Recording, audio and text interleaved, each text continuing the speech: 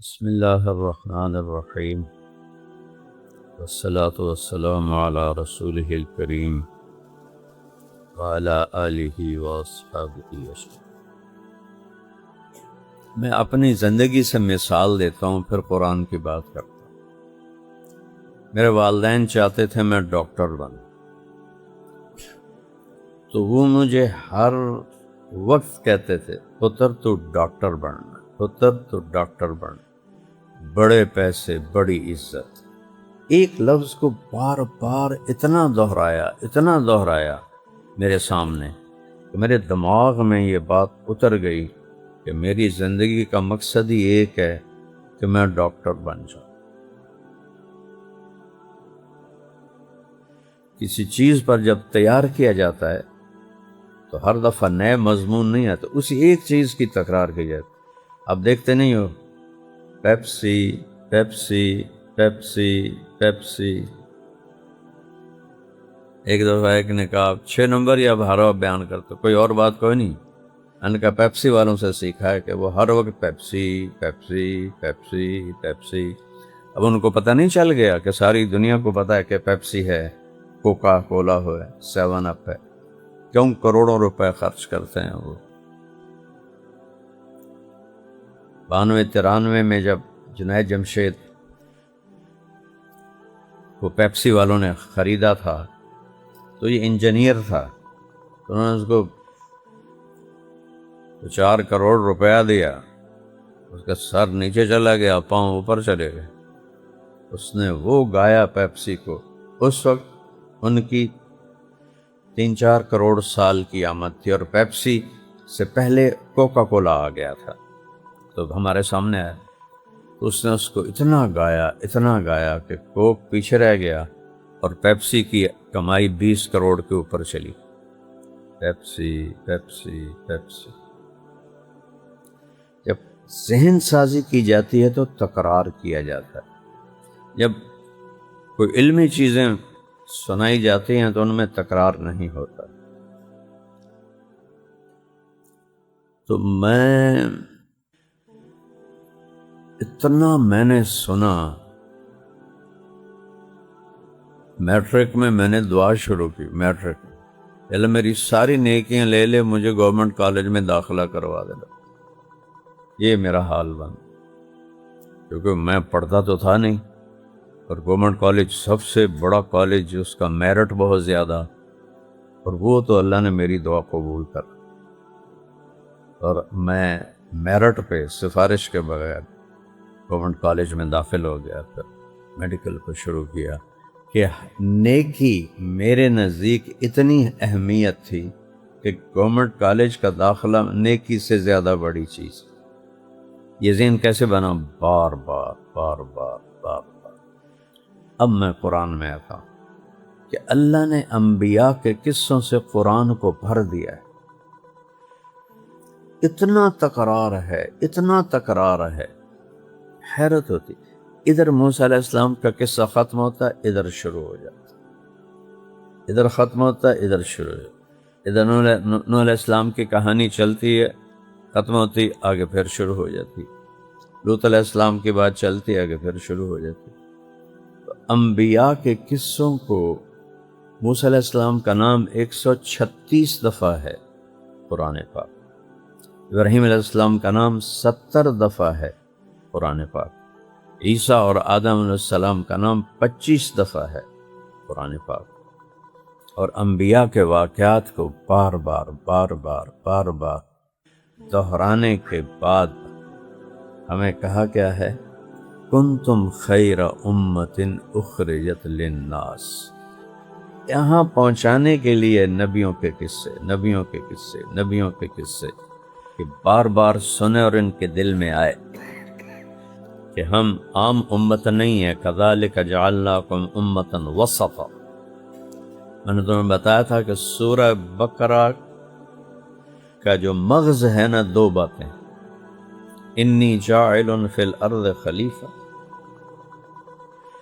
وکذالک جعلناکم امۃ وسطا لتکونوا شہداء علی الناس۔ یہ اس کا کوئی اور چیز بھی ہو سکتی ہے، میں کون سا کوئی پھر تفسیریں پڑھ کے بتاتا ہوں، وجدان کے ساتھ بتاتا ہوں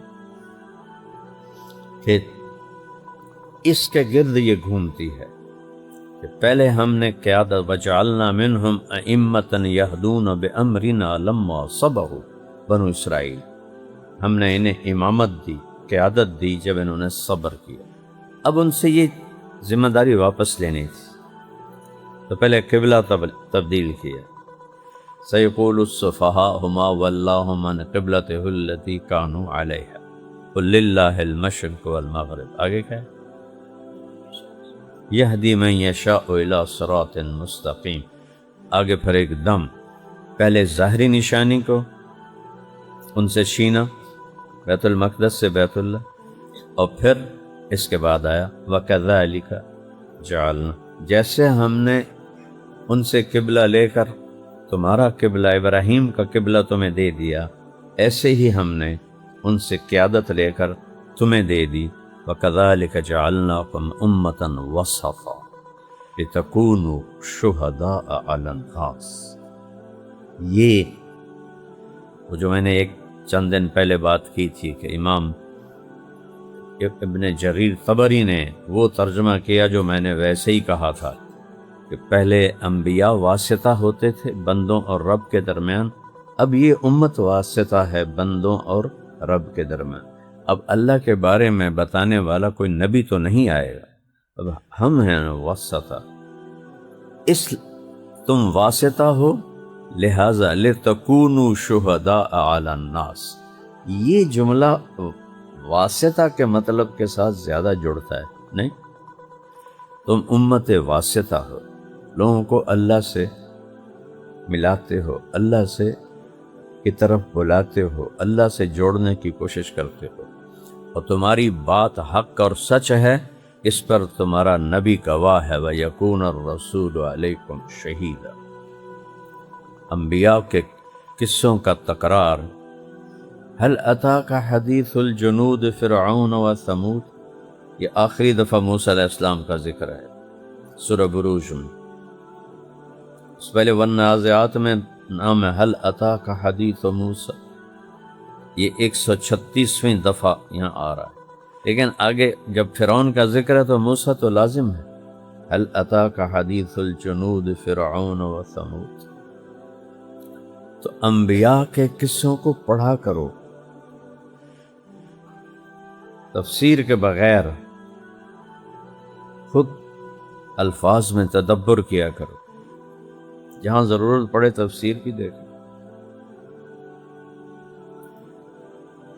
کہ ہمیں اللہ تیار کر رہا ہے۔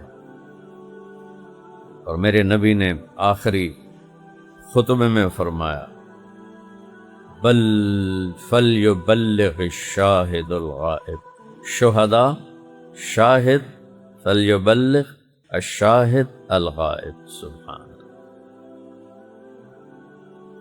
اللہ نے قیادت انسانیت بنو اسرائیل سے لے کر اس امت کو عطا فرما دی، اس میں انبیاء کے قصوں کے ذریعے سے ذہن سے وَكُلًّا نَّقُصُّ عَلَيْكَ مِنْ أَنبَاءِ الرُّسُلِ، ہم آپ کو نبیوں کے قصے سنا رہے ہیں، کیوں؟ کیا آیت ہے؟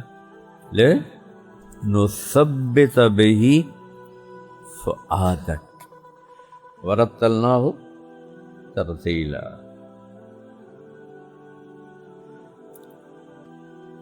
فؤاد فعید سے ہے، فعید جلے ہوئے گوشت کے ٹکڑے کو کہتے ہیں، لِنُثَبِّتَ بِهِ قلب کا نہیں فرمایا، قلب اس کو کہتے ہیں، فؤاد اس کی جو اندر کیفیت ہوتی اس کی وجہ سے مطلب تبدیل ہو جاتا ہے۔ وَأَصْبَحَ فُؤَادُ أُمِّ مُوسَىٰ فَارِغًا، دل جل چکا تھا بیٹے کی جدائی پر۔ وَإِنْ كَادَتْ لَتُبْدِي بِهِ لَوْلَا أَن رَّبَطْنَا عَلَىٰ، اب فؤاد تو نہیں آیا نا، قلبها، اللہ نے دل کو مضبوط کر دیا تو فؤاد نکل کے قلب آ گیا۔ تو میرے نبی پر عالم کا بوجھ ہے، پورے عالم کے کفر کا، سپر پاورز کا، تو اللہ کہہ رہا ہے تو آپ کا دل یقیناً انتہائی اس ذمہ داری کی وجہ سے پریشانی میں ہے، گھبراہٹ میں ہے۔ تو اللہ نے کہا کُلًّا نَقُصُّ عَلَيْكَ مِنْ أَنْبَاءِ الرُّسُلِ مَا نُثَبِّتُ بِهِ فُؤَادَكَ۔ اب آپ کے فؤاد کو ہم نے دل بنا دیا۔ نزل بہ الروح الامین علی قلبک، اب قلب آ گیا کہ نبیوں کے قصوں نے مضبوط کر دی۔ یوسف علیہ السلام کے قصے کو اللہ نے احسن القصص فرمایا ہے۔ مفسرین نے لکھا ہی ہوں گی ان کی وجوہات، میرے سامنے تو نہیں ہیں، لیکن جو سورہ یوسف کو پڑھنے سے ایک ذہن میں بات آتی ہے کہ یہ عجب کہانی، ایک تو یہ وہ کہانی ہے نبی کی جو شروع سے چلتی اور آخر پہ جا کے ختم ہوتی۔ توفنی مسلمن، پیدائش سے لے کر موت تک پوری کہانی آتی، اور ایسے حالات ہیں جو دنیا میں پیش آتے رہیں گے، اپنوں میں بھی، غیروں میں بھی، بھائیوں میں بھی، رشتوں میں بھی حالات یہ آتے رہیں گے۔ ان حالات میں سے کس طرح نکلنا ہے کہ دنیا بھی بن جائے، اللہ بھی مل جائے، آخرت بھی بن جائے، یہ پوری تفصیل ہے اس کی، اور کسی صورت میں یہ تفصیل نہیں ہے کہ جب حالات آتے ہیں ان سے نکلنے کا راستہ کیا ہے۔ قدم قدم پہ، قدم قدم پہ، قدم قدم پہ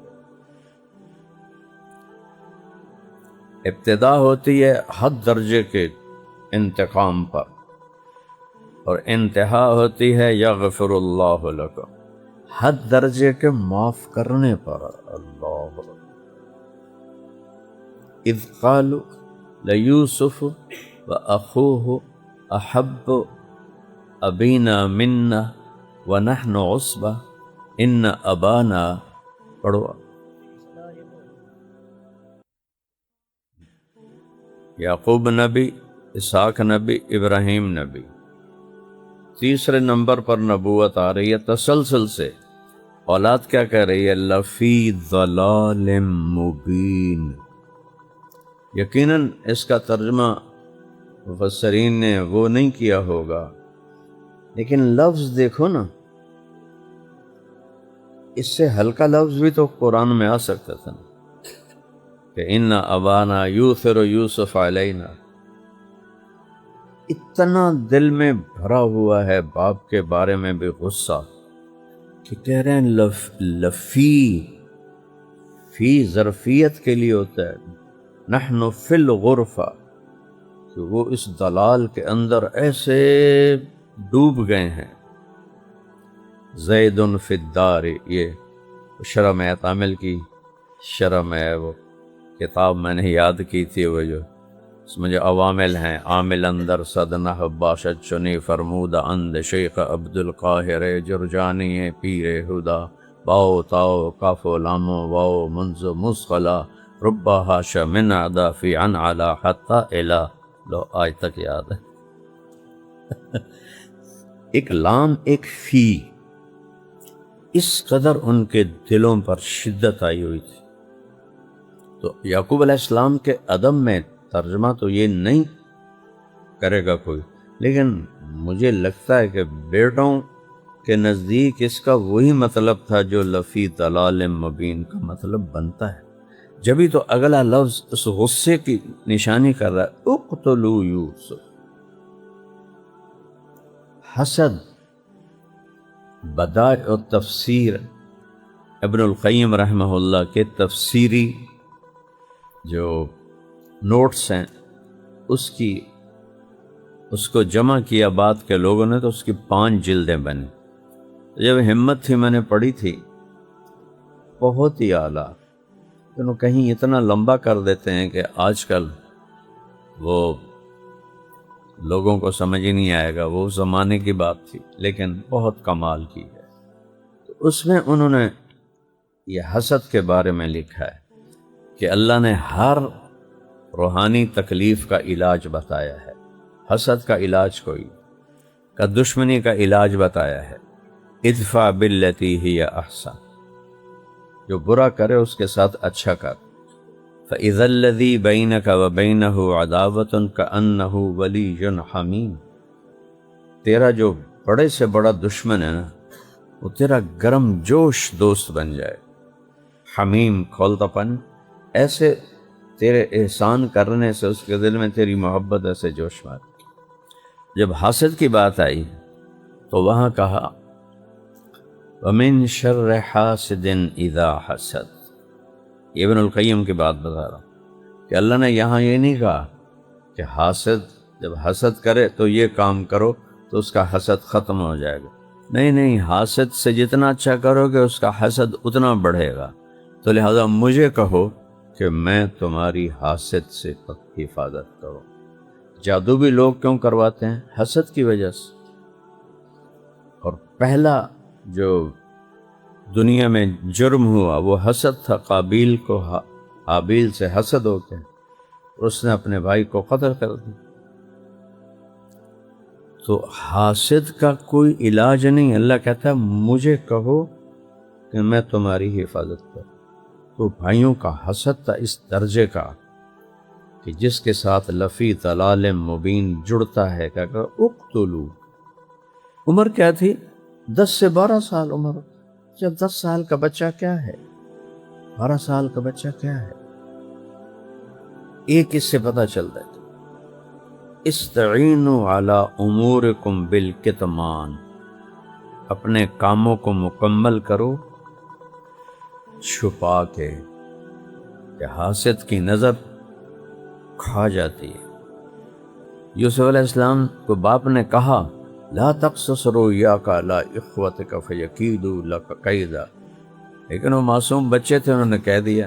جب کہا تو یہ کہانی شروع ما لک لا تأمنا علی یوسف وإنا له لناصحون ارسلہ معنا غدا یرتع ویلعب وإنا له لحافظون القوہ فی غیابت الجب. جب اس کنویں کو کہتے ہیں جس میں پانی نہ ہو، شکر. اور بیر اس کو کہتے ہیں جس میں پانی ہو. تو وہ اس کو لے گئے مارتے ہوئے. جب ڈالنے لگے تو انہوں نے ایسے منڈیر کو پکڑ لیا ایسے. ایک بھائی نے یہاں تلوار ماری، یہ ہاتھ چھوٹ گیا. یہاں تلوار ماری، یہ ہاتھ چھوٹ گیا. نیچے گئے. فَأَوْحَيْنَا إِلَيْهِ لَتُنَبِّئَنَّهُمْ بِأَمْرِهِمْ هَذَا وَهُمْ لَا يَشْعُرُونَ. ایک دن آئے گا یوسف تو اپنے بھائیوں کو یہ سب کچھ بتائے گا اور انہیں پتہ بھی نہیں ہوگا. اس پہ جواد وسیم صاحب کا علم آپ کو سناتا ہوں. ایک مولانا صاحب تقریر فرما رہے تھے، یوسف علیہ السلام کا قصہ سنا رہے تھے اور کنویں کی کہانی آ گئی. جب یوسف علیہ السلام نے پائیاں نے کھوئے سٹیا تے آواز آئی، آگے بھول گئے. لَتُنَبِّئَنَّهُمْ، تو آواز آئی، یاد کر رہا ہے، نہیں یاد آیا. پھر پیچھے سے دوبارہ بال اٹھایا اور پوری طاقت سے ریس دیتے ہوئے آئے. جب یوسف علیہ السلام انہوں نے پائے نے کھوئے سڑیا تے آواز آئی، اوے سن لو، اوے بندے سن لو. آواز آئی، اوے خور نال سنو. آواز آئی، پھر بھول گئے. اب انہوں نے کہا تیسری دفعہ بھی بھولا تو انہوں نے مجھے چھتر مارنے ہیں، کچھ تو کہنا ہی پڑے گا. اوے سن لو. پھر نہ کہا جے مولوی نے مسئلہ نہیں دسیا، قرآن نہیں دسیا. سن لو سارے دھیان نال، غور نال. جب یوسف علیہ السلام انہوں نے پائیاں نے کھوئے چڑھا دے، آواز آئی کڑوں.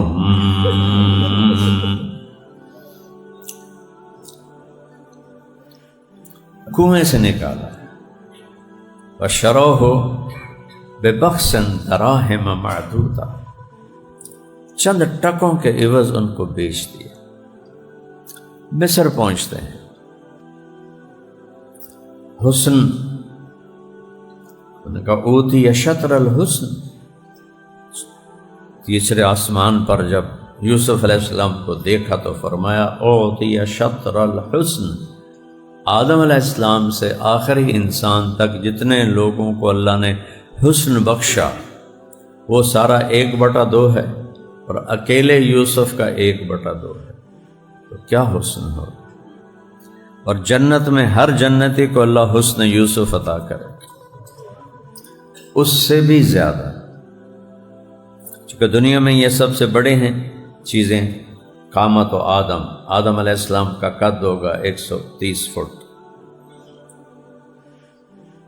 حسن یوسف علیہ السلام کی خوبصورتی ہوگی اس سے بھی بڑھ کر، لحن داؤد علیہ السلام کی شیریں زبان ہوگی جنت میں اس سے بھی بڑھ کر، میلاد عیسیٰ علیہ السلام کی عمر ہوگی 33 سال، اس پر بٹن بند کر دیا جائے گا، 33 کروڑ سال کے بعد بھی 33 سال ہی ہوگی۔ قلب ایوب علیہ السلام کا دل دیا جائے گا، صبر والا، شکر والا۔ 5 خلق محمد صلی اللہ علیہ وسلم، اور اللہ کے نبی کے اخلاق دیے جائیں۔ واہ واہ۔ پھر زلیخا عاشق ہو گئی، امتحان در امتحان۔ تم ذرا الفاظ کی طاقت پہ غور کرو، کتنا لمبا کر کے بیان کیا ہے۔ وراودته التي هو في بيتها۔ اللہ، میں محسوس کر رہا ہوں اس میں کیا کیا چیزیں ہیں وہ مجھے نہیں پتا، لیکن میرا ذوق ادبی ہے، ذوق کی وجہ سے میں حیران ہو رہا ہوں۔ وراودته التي هو في بيتها وغلقت الابواب، باب نہیں ابواب، وقالت حیت لک، آ جاؤ نا۔ اور اس کو 3 طرح پڑھ سکتے ہیں، وقالت حیت لک، وقالت حیت لک، وقالت حیت لک، اور 3 طرح اور پڑھ سکتے ہیں، وقالت حیت لک، وقالت حیت لک، وقالت حیت لک۔ 3 طرح اور پڑھ سکتے ہیں، وقالت حیت لک، وقالت حیت لک، وقالت حیت لک۔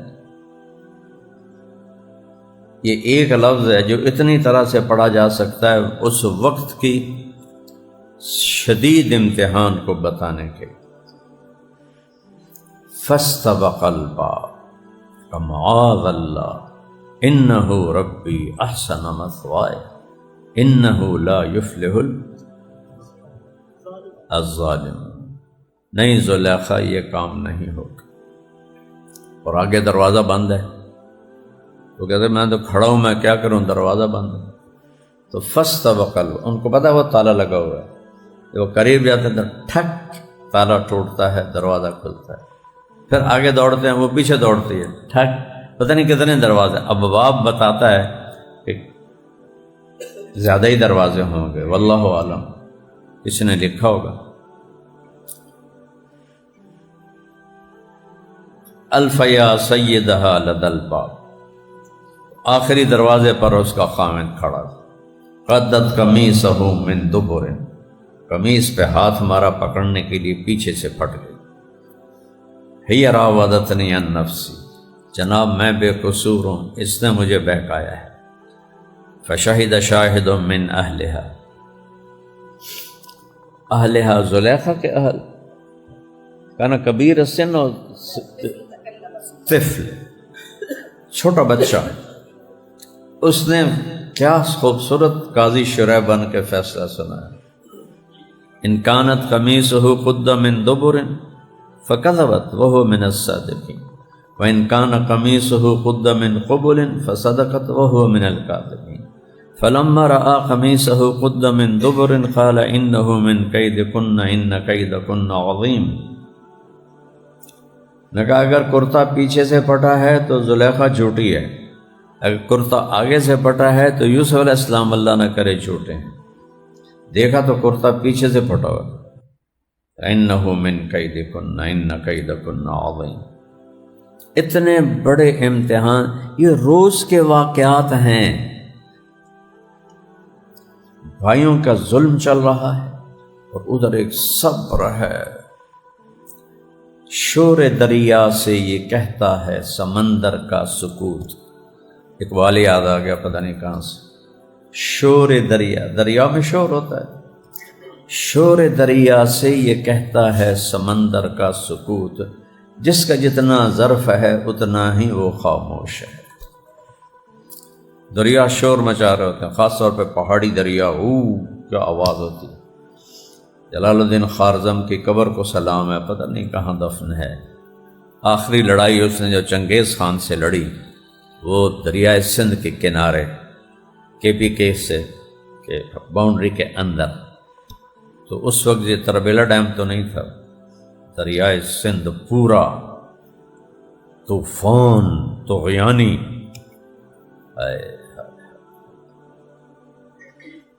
دل کے پھپھولے جل اٹھے سینے کے داغ سے، اس گھر کو آگ لگ گئی گھر کے چراغ سے۔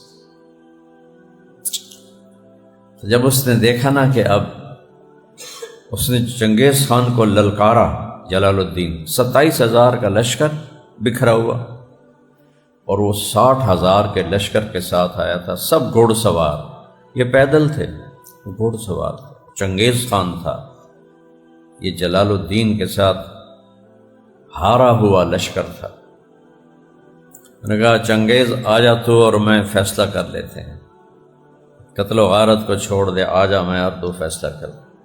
اتنا بڑا شاہ سوار ہو کہ چنگیز خان اس کے سامنے نہیں آیا۔